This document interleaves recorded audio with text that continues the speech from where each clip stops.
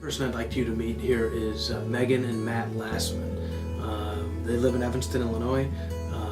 They have a 3.5-year-old daughter who has significant disabilities, and they told me a story one time about how when they went to the park and the way they were treated at this park, it blew me away. And if we do anything with this news story or this, whatever we're doing here, is to change the way they are welcomed when they go to a park. I think there are millions of people out there that want to be received differently and better in our society, and please just listen to their story and see if you don't think the same way I do. All right, so wait, how long ago we meet? About 10 years ago. Okay, and we met through what?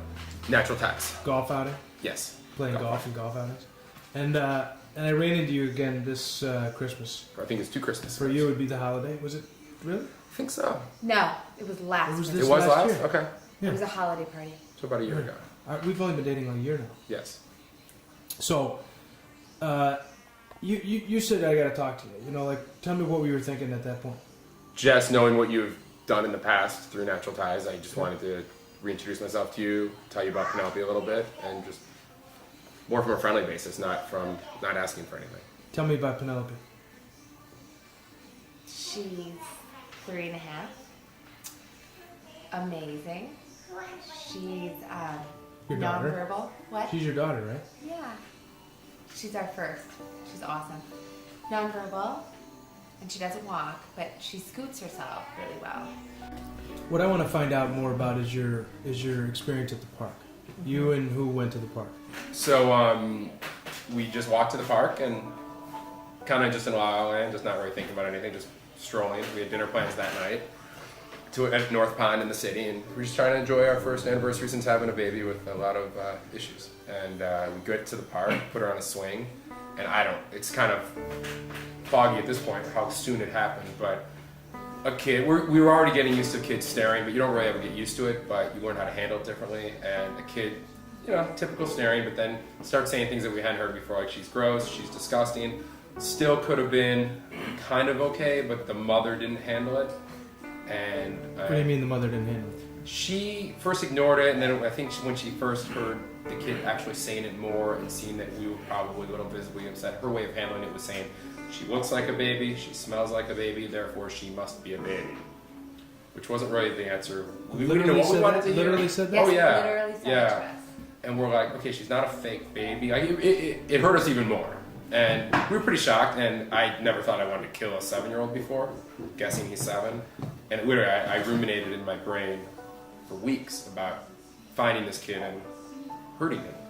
And but subsequently to that, bottom line of that story is, as a kid, you're always scared of adults. As an adult, you're not usually scared of anyone, for the most part. And here I am as an adult, scared of 7-year-olds. Literally, every time we go to a park, a mall, the street, the sidewalk, because they're the ones, the younger kids don't really know what to say. They might stare, but they don't say much, or they're too shy or too nervous. Or they look to their parents. Or they're too nervous. The older Right. kids are either smarter, keep it to themselves, or might just be nice. But 7-year-olds, whether they're nice or not nice, don't handle it right, which is okay, but usually there's a parental figure, an older brother or sister that can kind of help out with the situation by explaining or just by asking, which makes it a lot easier. So basically in a constant state of fear of going anywhere in public, because it was quite traumatic.